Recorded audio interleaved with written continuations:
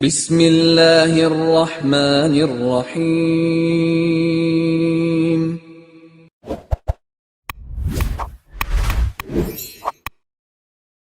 السلام علیکم ورحمۃ اللہ وبرکاتہ۔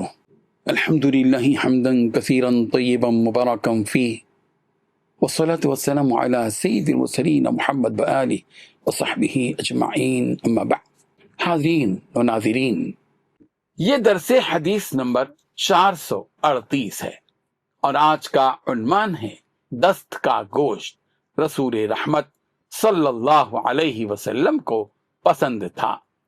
روایت سماعت کیجیے، ترجمے کے بعد تشریح کی جائے گی۔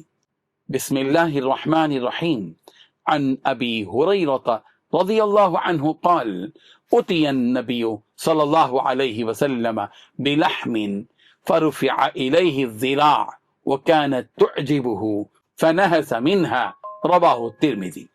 ترجمہ یوں ہے، حضرت ابو ہریرہ رضی اللہ عنہ سے مروی ہے، انہوں نے فرمایا نبی اکرم صلی اللہ علیہ وسلم کے پاس کچھ گوشت لایا گیا اور آپ صلی اللہ علیہ وسلم کی خدمت میں دست پیش کی گئی، یعنی دست کا گوشت پیش کیا گیا، اور یہ حصہ آپ صلی اللہ علیہ وسلم کو بہت پسند تھا، تو آپ صلی اللہ علیہ وسلم نے اسے دانتوں سے کاٹ کر کھایا۔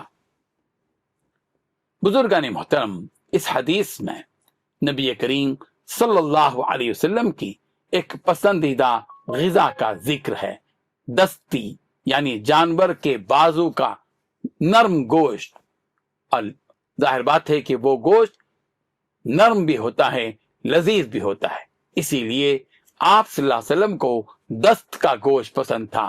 اس میں کسی تکلف یا دنیاوی رغبت کا پہلو نہیں، بلکہ فطری پسند کا بیان ہے۔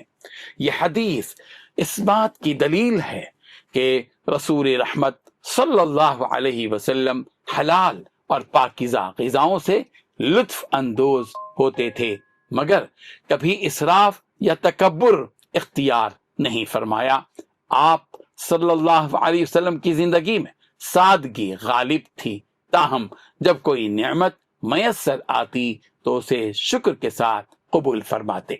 اللہ تعالی ہم سب کو ان احادیث کو اور پیغمبر کی مرغوبات کو اور پیغمبر کی محبوب چیزوں کو اور پیغمبر کی غذاؤں کی حقیقت کو سمجھنے کی توفیق عطا فرمائے، آمین۔ وآخر دعوانا ان الحمد للہ رب العالمین۔